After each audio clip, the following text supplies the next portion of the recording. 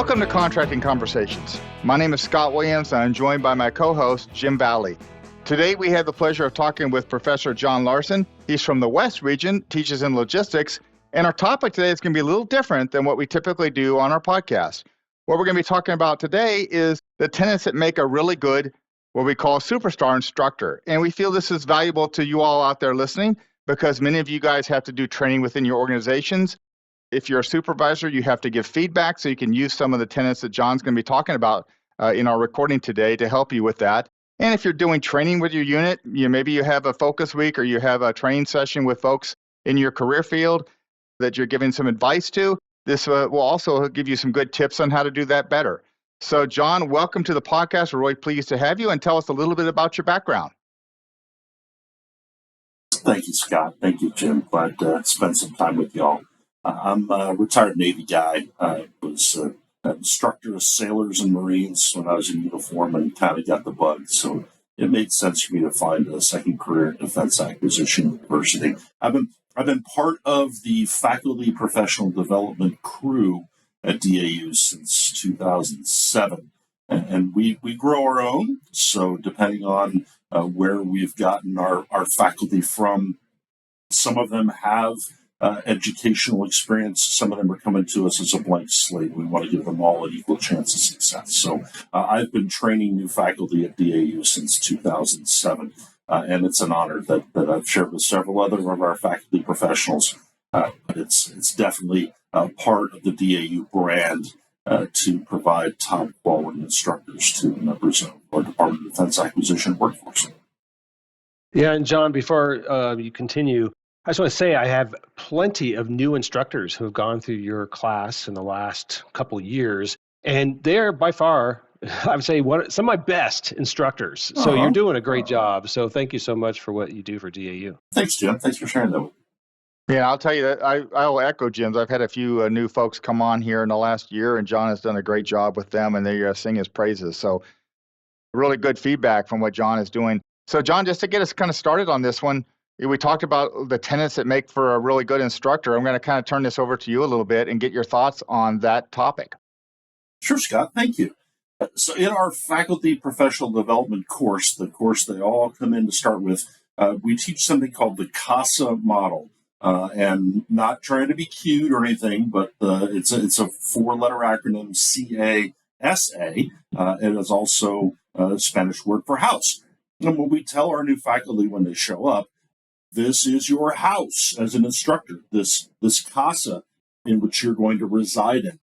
And it describes the facets of what makes you a person practicing in the instructional arts. So those four letters, CASA, represent different rooms in your house that you, as an instructor, fill out. You decorate, you make it your own. One thing I want to highlight is that there is no cookie cutter, every instructor's the same kind of recipe. It isn't authentic. So you move into your house, you decorate it to your taste, you put the things where you need to have them for you to live your daily life as a teacher.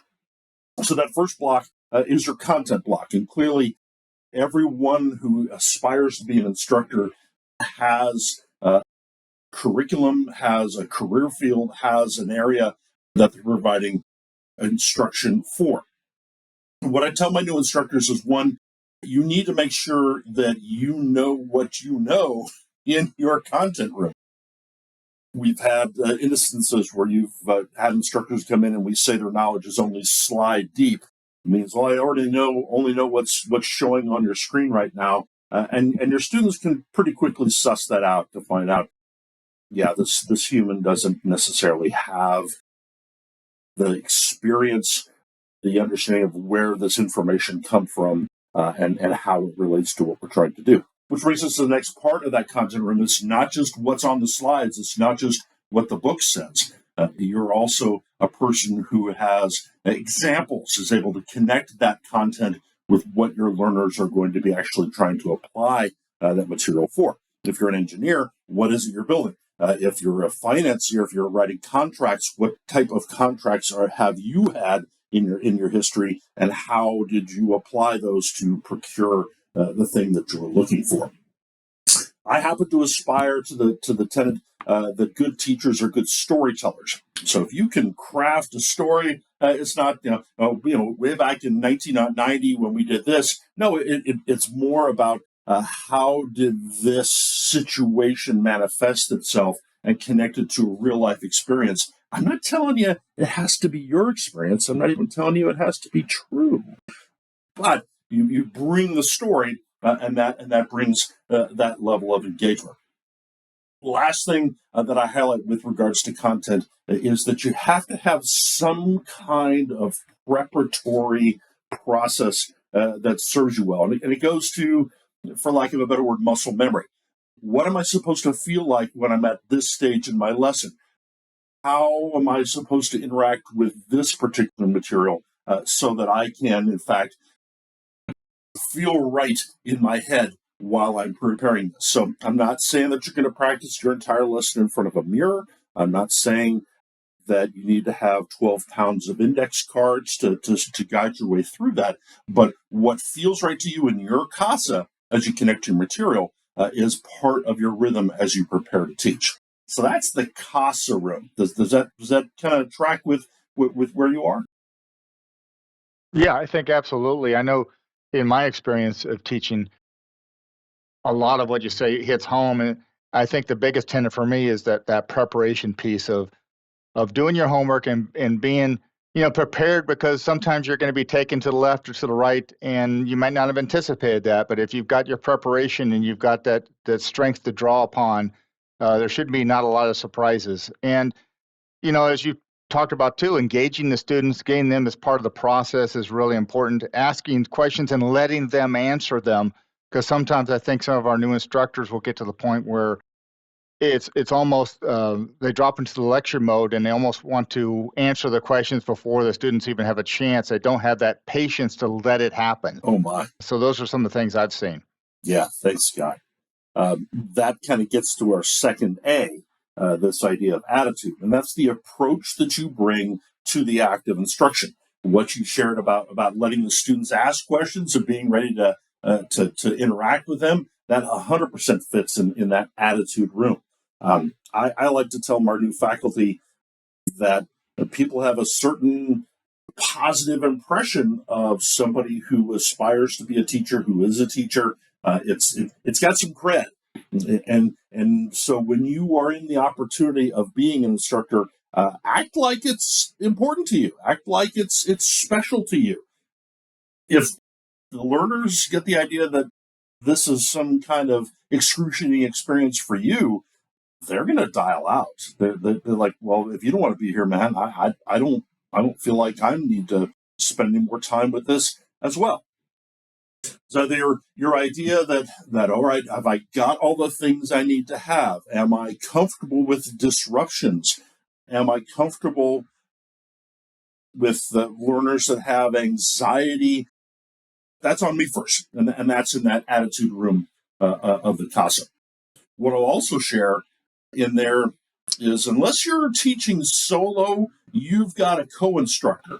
You've got a wingman, you've got a partner, and you kind of need to know what their tell is, if they're uncomfortable, or if they want to add something, and then check yourself to see if you're okay, if your co-instructor wants to share, if they want to interrupt. And you need to have that all ironed out before the learners are present, because if your instructional partner surprises you by sticking their hand in the air and then you break your stride, it's going to be hard to get that back, and then it's awkward. And then it's awkward with, oh, that didn't go, that wasn't a good thing. So I like to talk with my co-instructors and say, here's what I need from you for top cover. Here's what I need from you. If you catch me doing something that is an error, stick your hand in the air, maybe stand up, maybe stroke your nose, or however you want to give me a tell that you want to share or add or save me. And if my preference is to have you keep quiet and not harsh my vibe, then that probably needs to be understood as well. Yeah, and John, what I found in, Scott and I taught like Con 360 a lot together. if you understand the content, you're comfortable with it, you have the experience to kind of go in the fringes if they need to, if you need to talk about something that's not exactly in the content, but it is related, and you go in there with the attitude you just love the material. I've had students tell me, "Hey, I could tell you really love source selection. Wow, and I'm like, yeah, it's the best thing since sliced bread." But if all that's together, it's easier for the instructors to kind of seamlessly interject. Does that make sense? And so a lot of that is, some of it's experience and some of it is, hey, the attitude of both instructors and also working together. First time is always, you never know, right? The first time you teach together, there's going to be some challenges, but the students can tell when it's animosity or it's just you guys love it and they're not even realize maybe it's not as smooth as it could be because it's the first time you've taught together. So let's talk a little bit about skills, and that the third room of our CASA, the S room, connects to skills. And what I tell my new faculty is, one, teaching is physical work. Teaching is work that engages your body. I mean, even for us in the virtual realm, your heart rate is up, you are burning calories. I'm sure hoping you're moving at least a little bit while you're there. So as you're considering what your physical platform is doing for you or to you while you're instructing, I tell my faculty, get yourself hydrated. Make sure you have hydration available. You'd be amazed how much moisture you lose just in the course of a teaching day. And a raspy voice is not a pretty voice when it comes to being an instructor. I also asked them to consider, what would your preference be for nourishment? Do you have a big breakfast, or do you prefer to just have something light to keep you energized but not being heavy? That's part of operating this platform, and getting enough rest. Because once you're sick as an instructor, as a facilitator, you are compromised. You are not as effective as you could be. And your voice is going to sound weird, and you're going to just be run down, and your energy with your learners is everything, and so they're going to pick up on that. I also tell my new instructors that speaking is our primary delivery mechanism. So how you sound, how you use your voice, the different features of your intonation, of how you use your voice. It's a performance art, guys. It's a performance art. So having some variety in what you sound like and your volume is part of being somebody that somebody else is going to be interested in listening to. Hey, John. Yes, sir. Before I go on that, I think the difference between teaching in person and virtual, in the virtual environment, what you were saying is even more critical. And I've noticed with some instructors, especially the ones that have been around DAU for a long time, that's a challenge, right? We've taught in the classroom for so long, and all of a sudden we're doing virtual. It's hard to do the same type of effort, work, and quality in the virtual environment than it is in person, because the students have other things that are interacting with them in their office, at home, and they get distracted, right? And so we have to work harder to do the same type of job. You're fighting for every viewer, man. Yeah. Yes. You absolutely are. When you mention teaching virtually, my dad used to tell me, you know a professional by the tools they carry. For us in the classroom, it's knowing how to work the overhead projector. It's knowing where the light switches are to keep the glare off the screen. It's knowing where the bad seats are and the good seats are in the classroom so that nobody's blinded. In our virtual realm, jinkies, there's so much available to us, whether it's pulling up a website or having a whiteboard that you can write stuff on, and nothing puts us off our instructional game than to try to make something work for us in the virtual realm and then have it go kaflooey on us because we didn't know how to use it. That's another place for your co-instructor to back you up and say, I'll operate the stuff in back. you keep bringing the stuff up front, or having a producer. If you've got a producer partner in place, they can help you. If one of your learners says you're cutting in and out, or it looks like we're still on slide 3. Where are you now? I've got things to do, and I've got other learners who aren't having a problem. Having a producer to back you up is absolutely a great feature to have to make this virtual environment work for us. Good. So last thing under skills is going to be this questioning methodology. And I'm not telling you to get all Socratic, but you as an instructor can apply questions to give yourself a break from time to time, or to find out where the really smart people are in your learner population who probably know more about the topic than you do, and let them be the ones who can share that information, and you can bask in the awesomeness of having that personality present. So you as an instructor having a skills set to ask questions, to know where those questions are going to take you, and then what you're going to do with the responses, be they correct responses or incorrect responses. That's a skill set. So using closed questions to arrive at a definitive response, using open questions to see what kind of information resides out there, and then probing or asking evaluative questions with those answers. You can give yourself a lot of breathing room as an instructor by asking a good question and then letting that, like a beach ball at a rock concert, just bounce around for all the learners in your population. They can do a lot of that work for you. That's a skill. Leaves us with one more room, and that's the awareness room.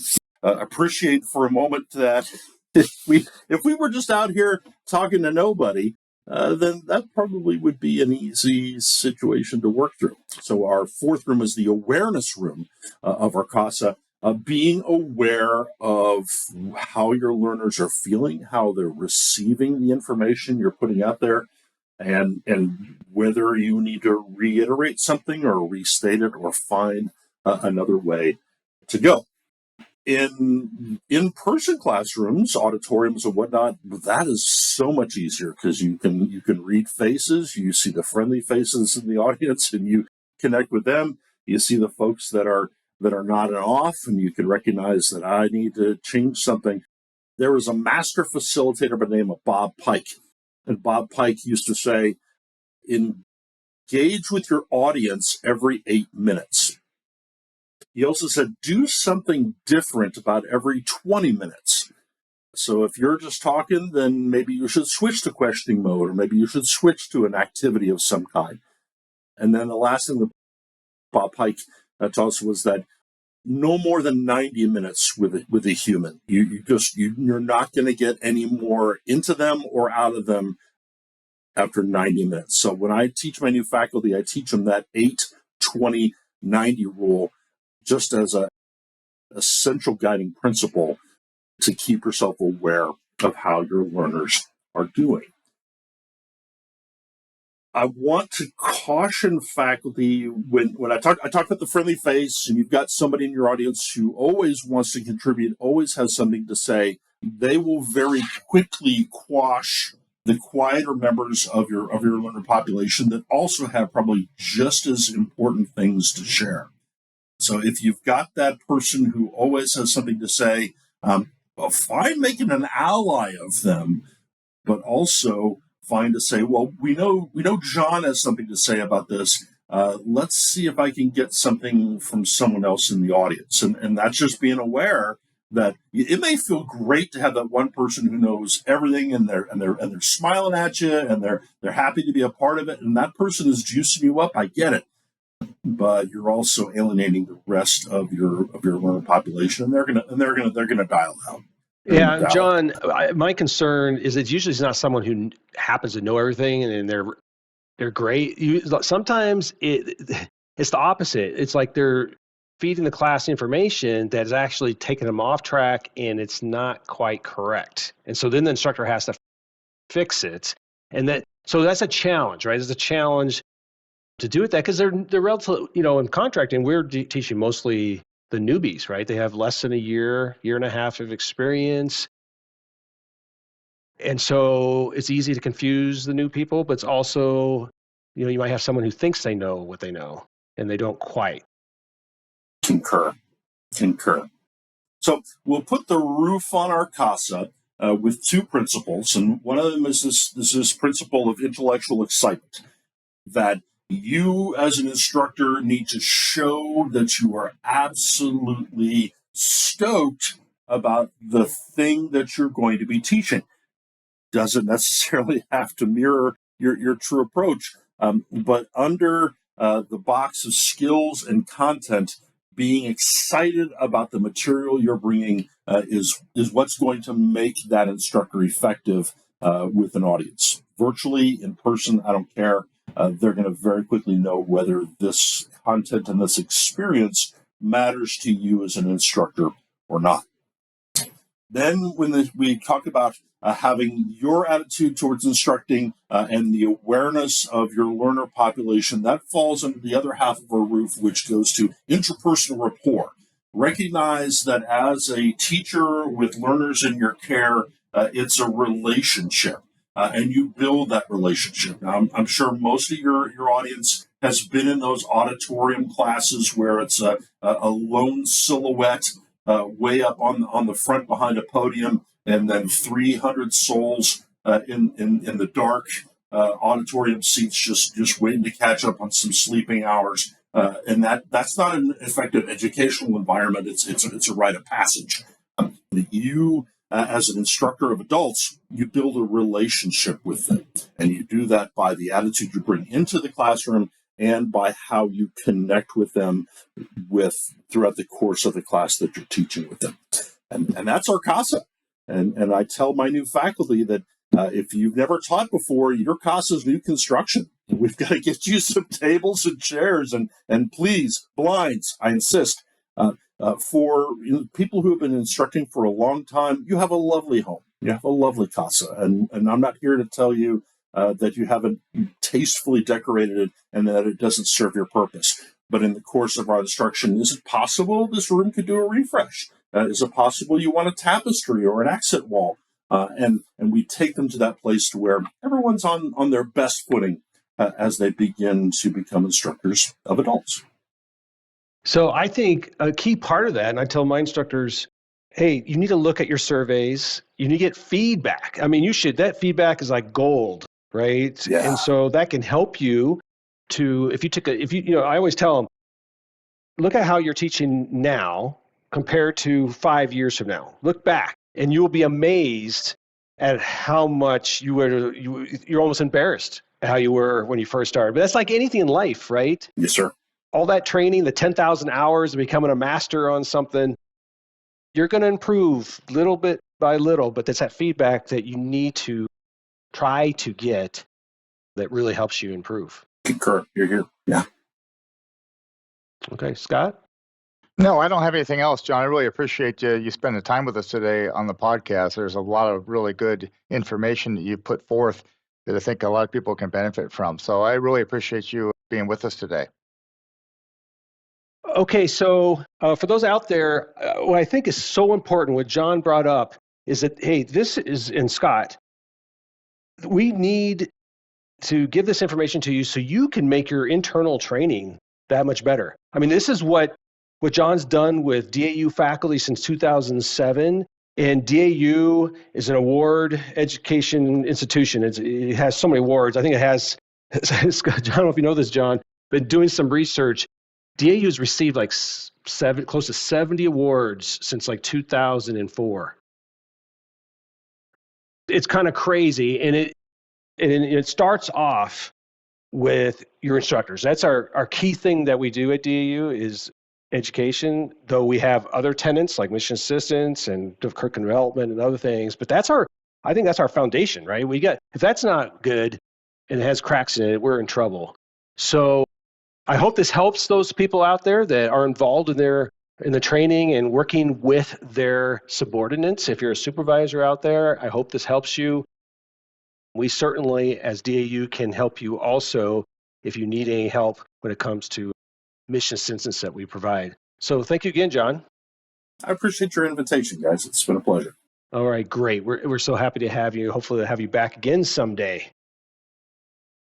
So everyone out there, if you haven't already subscribed to Contracting Conversations, please do so at DAU Media, YouTube, or Apple Podcasts, and pick your poison there on how you get your social media.